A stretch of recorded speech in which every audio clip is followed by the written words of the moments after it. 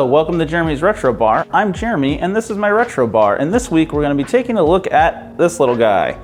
Well, this little guy plus this little guy plus this little guy plus a couple other little guys, which all combined are the retro gaming and retro computing powerhouse known as the MiSTer, the FPGA based solution for kind of all your retro gaming needs. But of course, first, we're gonna need to make ourselves a drink. So for this week's drink, we're gonna be making a Negroni, which is 3 equal parts of gin, Campari, and sweet vermouth. So we're just gonna start with a glass. We're gonna fill it with ice.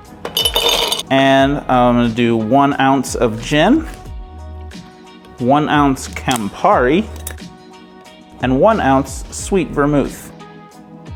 And we'll just give that a stir and add an orange slice as a garnish. And there you have a Negroni. Cheers.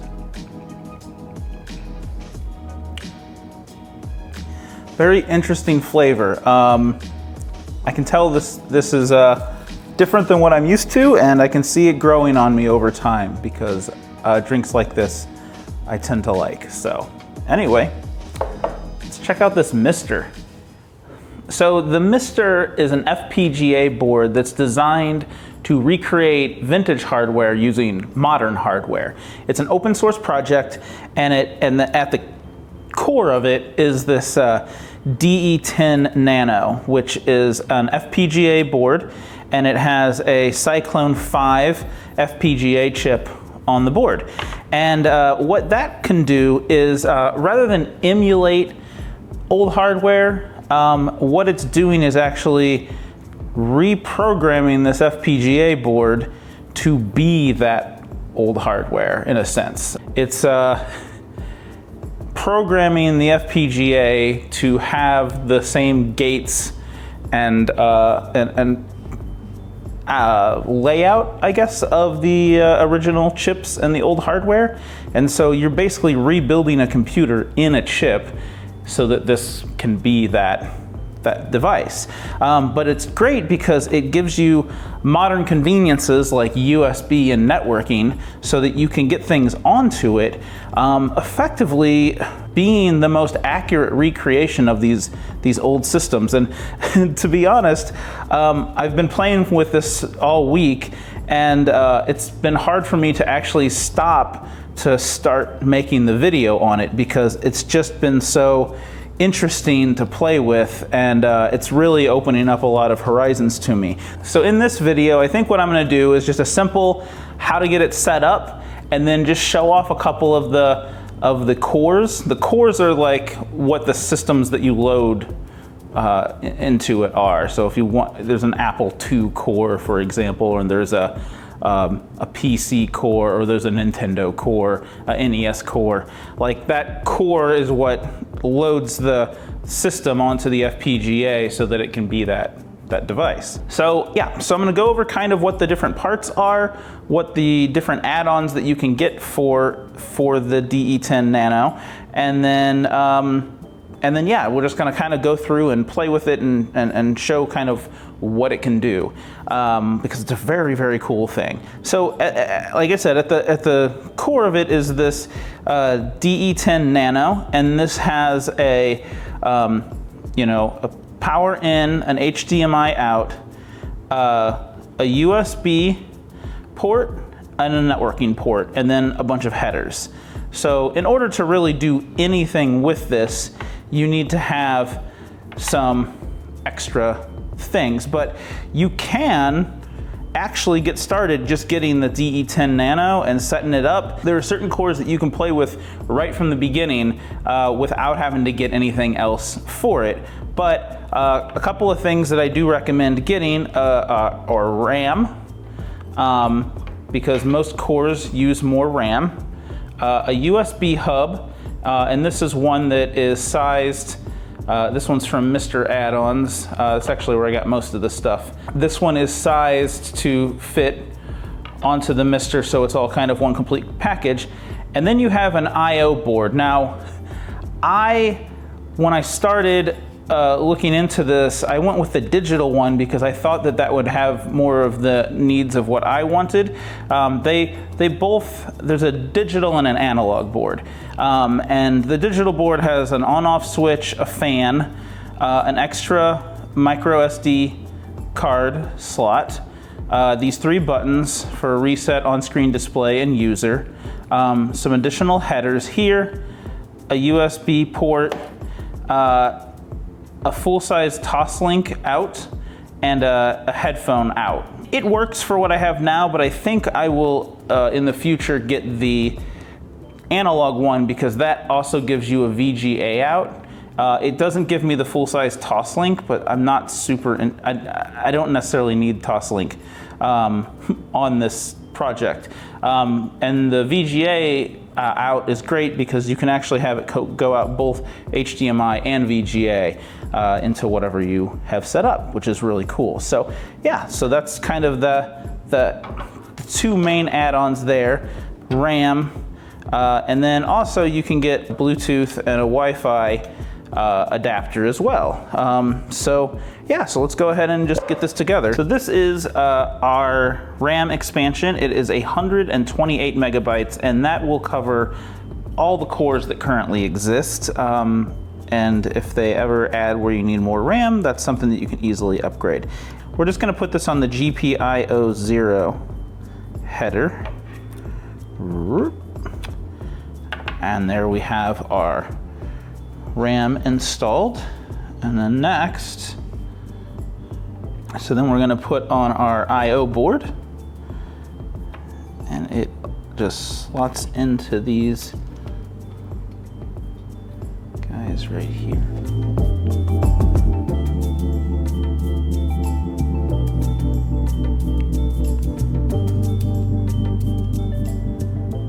Make sure we get it in there.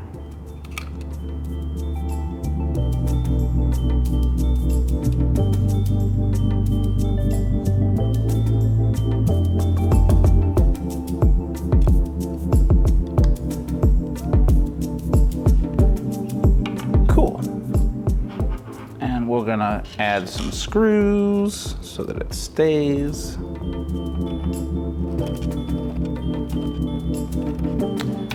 Cool, so now we've got that. And then we've got this USB hub, and it has this fun little header here that goes on to power it. And mainly it's just so you don't have like this big cable hanging off of it. In case you decide to do a case. So we put that on. Okay. So now we put it on, and then we should let those pins line up.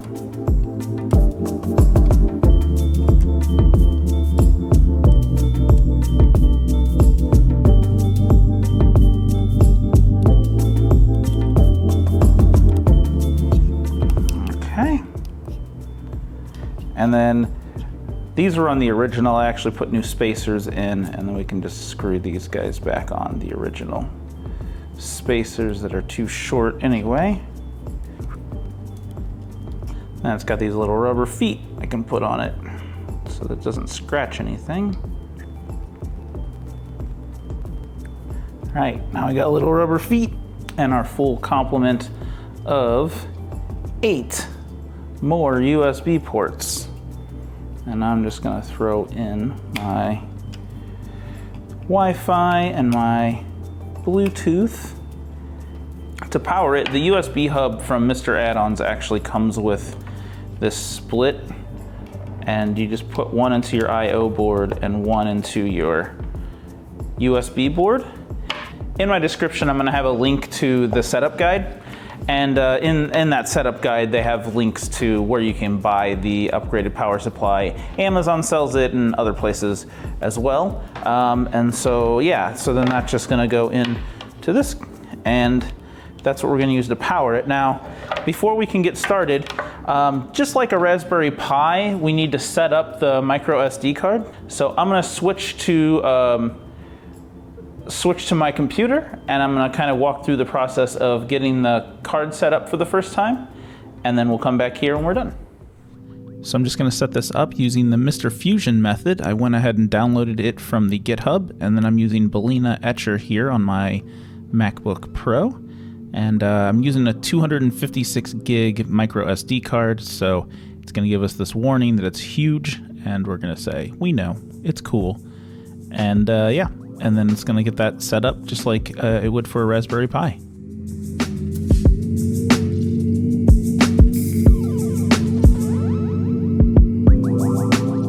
So we've gone ahead and plugged the SD card into the MiSTer, and this is the screen that we get on the MiSTer. And it just sits here and does this for about 2 minutes.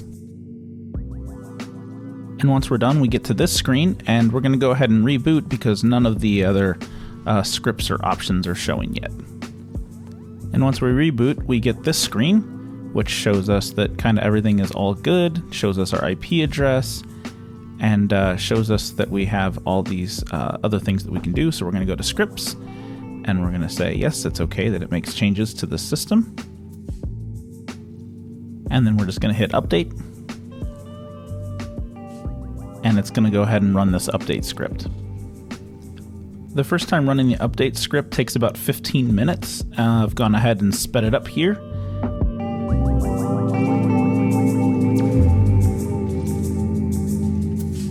Once that script's done and we reboot, we can see that all our cores have been installed.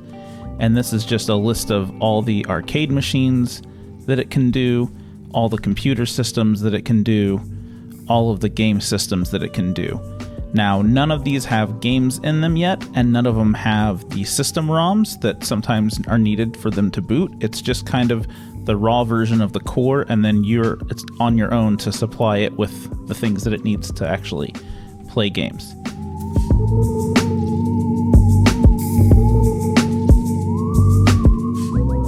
So my friend Reagan Kelly told me about this update all script for the MiSTer, which is really amazing. So it includes all of the things that happens when you do the update script, but it also downloads all of the ROM files for the different machines that have a system ROM. And it also organizes and downloads all of the ROM files for the arcade machines, which can be kind of hard to track down, and you have to do it one at a time, and this script kind of takes care of all of that for you. So this is just a must-have update script, and I'm very glad that he told me about it. So just download and unzip the update script, drop it here on my desktop.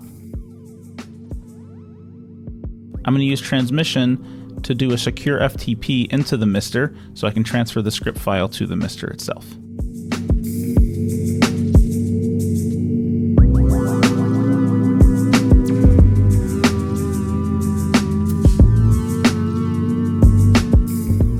Now back on the MiSTer, we run the update all script, which runs through the previous updates and then goes ahead and downloads all of the arcade cores and organizes everything for us.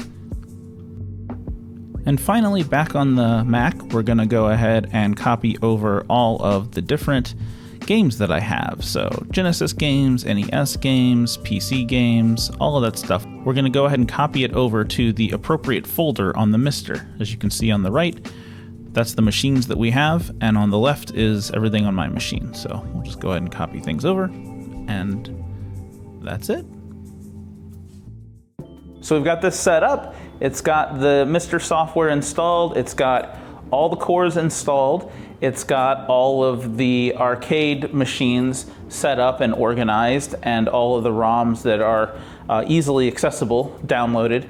And then a bunch of disks and computer systems that I had saved that I've gone ahead and put on here. So I'm gonna go ahead and pop this in. We're gonna change locations here so that we can kind of walk through it and see what this guy's all about and see what we can do with it. So the SD card is just gonna go right here below the DE10 Nano. It's on the underside of it, so it's a little hard to get to, but there you go. And that's it. This guy is ready to go. We're ready to play some retro games on modern hardware. As you can see, I've got the MiSTer set up here, and I've got it plugged into the living room TV here in the retro bar. And I've got two controllers set up, and a mouse and a keyboard all plugged into the MiSTer here. And so that is what we are going to use while we test out some things. So let's start it up.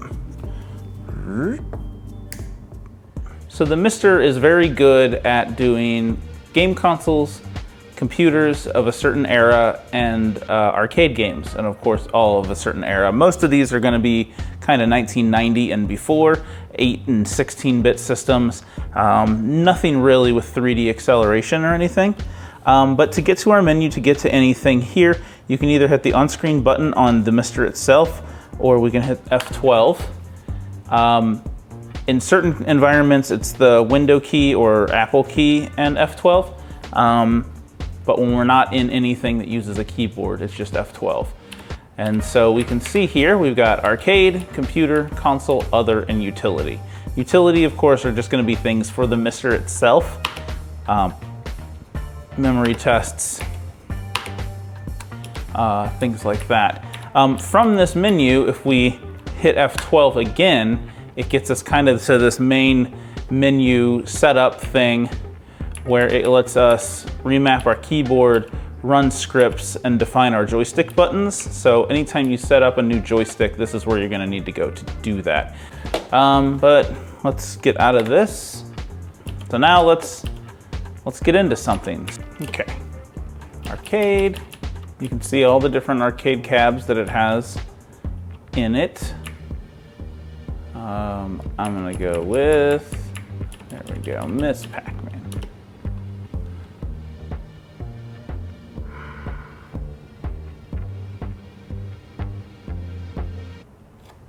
So now what we have to do is define our joystick buttons for this game. So if I hit F12 here, it gives me all the settings for Miss Pac-Man, and I can define my Miss Pac-Man buttons from my thing. So right, left, down, up, fire, and then we'll say start one player is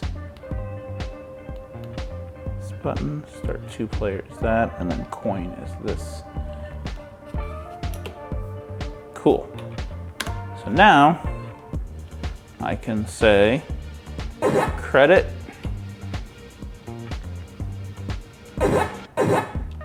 add credits to my game, and I can start it.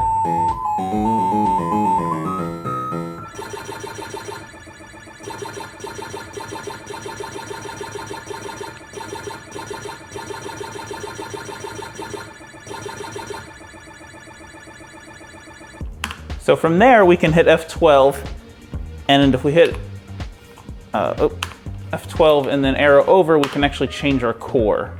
So we can go to another core here, which is in the video game systems. Or if we go to the very top, we can go back to our main menu. So here, let's do console. And since I'm using the Genesis controller, I'm going to use the Genesis.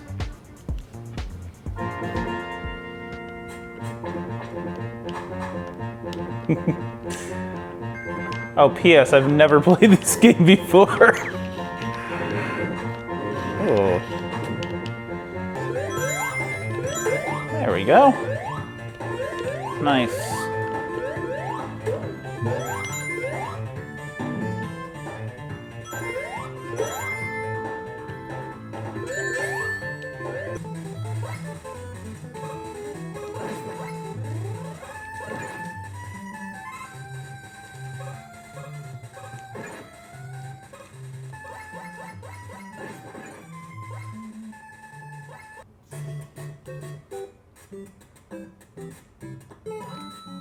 Oh, that's so crazy.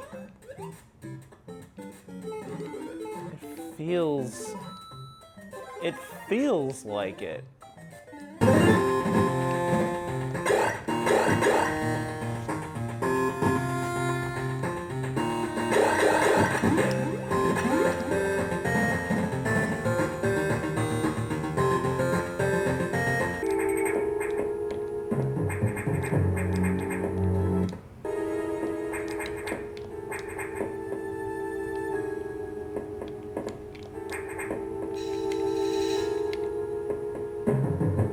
let's try Mini-MIG, which is the Amiga core. And you can see that it is set up and working pretty well, actually.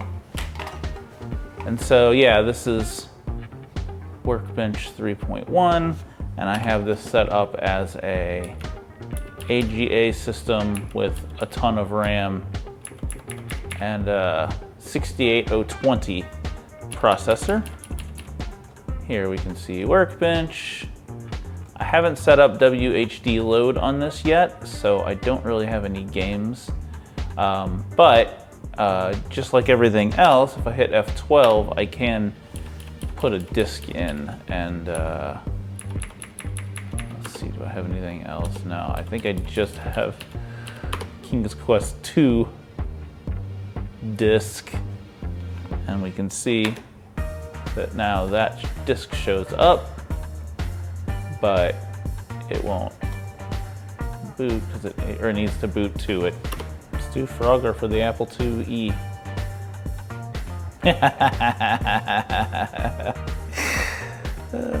Define keys. Type in the up key, down, right, left. Okay.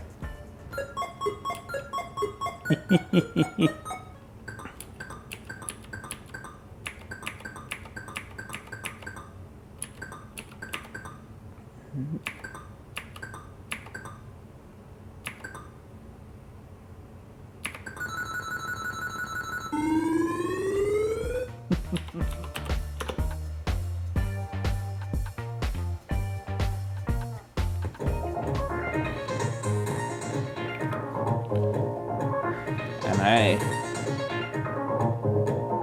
like the sound.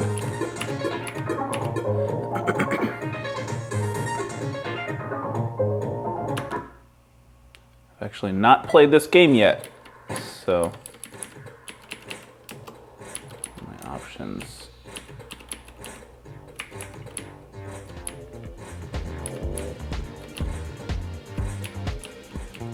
The only one left that I have cores loaded into is the AO486 core, which is the PC core. And I'm not sure why it never remembers my hard drive, so we can window key plus F12 and select it. And I've got actually two set up. I have the DOS one that I built, and then I have this other one I downloaded called Top 300 DOS Games. So just to kind of show you, we're gonna just start with the one that I did.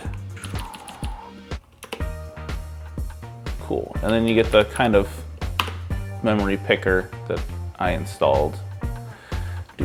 Okay, cool. So just to get a listing here, we can see I've got all these little guys, and I'm just gonna run Doom real quick.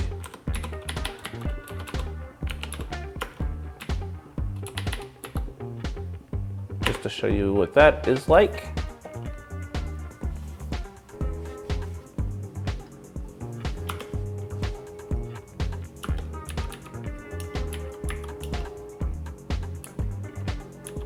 Oh.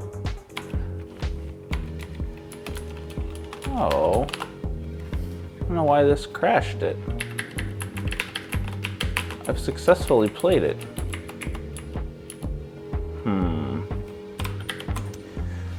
Okay, so here we are in AO486, and I'm just gonna kind of run over some of the weird quirks that it has. First of all, I've gone here, if I've selected this Duke CD-ROM image, right? And so if I go here and I go to D for my CD-ROM and I do a directory listing, it only lists the first file on the CD.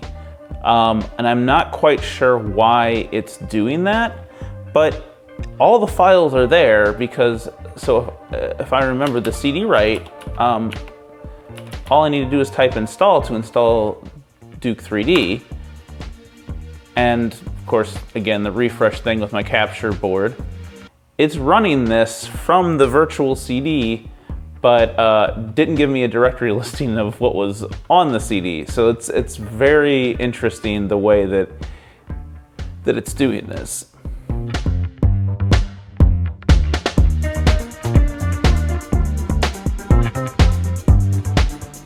So what I have here is this top 300 DOS games image, because the image that I was just working with seems to be a little corrupted, or something's up with it, because I was successfully able to play Doom on it before, and now it won't even launch, or it crashes pretty quickly into it. I can't understand why that's happening. But anyway, so what I've got here is this top 300 DOS games, and this is the boot image, and then this is the second hard drive, which has all the games on it. And what it does is it actually boots into a menu. So if I just get out of here, you can see it's booted up. It says Microsoft Windows 98 startup menu. And so it's kind of giving me these options, and high RAM, extended QEM 386. I'm just gonna go with this first one here. And then you see it's gonna boot into this picker, where we can just kind of pick a game and test it out. And so, you know, we'll see if it is my issue with my install, or if it is something with the MiSTer itself. So yeah, we'll just try Doom again just to see if it is me or not. So just start 2 for Doom with Sound Blaster.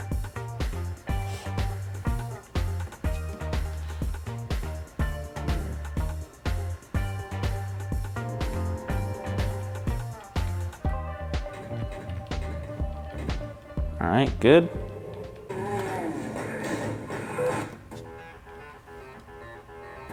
All right, let's see if it crashes at the same spot.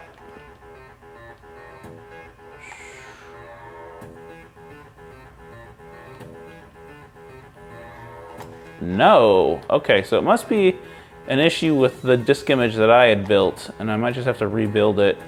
Maybe it copied badly. Oh, there's it locked. I'm actually much more familiar with Doom 2.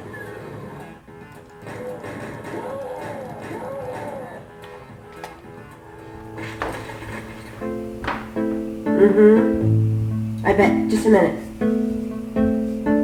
It lives, I see. Do you want to speak with Lolita?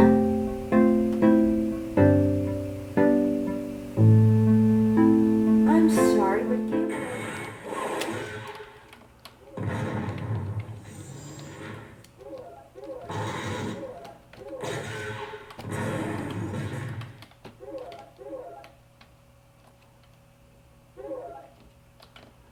I'd say that's a pretty decent frame rate, though, for a 486. And there we have the MiSTer. I hope that what I showed off gave you at least an idea of what it's capable of. I know I didn't do everything. I know I don't know most games, and I'm bad at playing them, so my demos of them were probably less than stellar.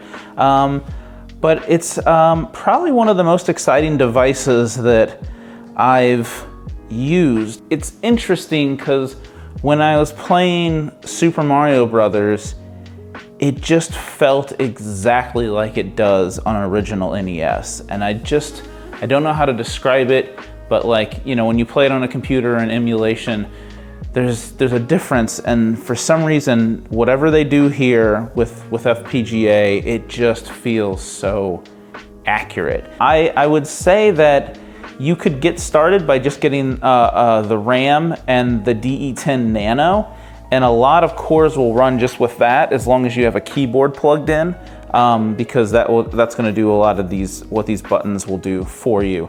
So if you want to just quick and get started with that without having to get, you know, the USB hubs and the output board, you know, you can do that. I'm going to definitely get a analog output board here, so I can plug that into a CRT monitor so that I can have VGA out on it. So that's one of the things that I'm going to do with it kind of right off the bat. I would like to get some sort of case for it, and I haven't decided where it's gonna live. I like the portability of it. So I might just get one of the aluminum cases that they have that are very small, because then I can just bring my retro bar anywhere. I mean, you can take this on vacation. Like, you can just pack it in a bag and plug it in and play anything that you've ever wanted. So anyway, I know I didn't go too in depth. It was mostly just kind of a setup and a little brief demo of it. But if you guys have any questions, other things that you want to see, something for me to go more in depth on, just go ahead and write it in the comments, or, you know, contact me through my social media channels, and I'll see what I can do with it, because it's a fun thing, and I'm probably just gonna keep playing with it and experimenting with it, and I might not always make videos on that. So if you guys want to see stuff, let me know.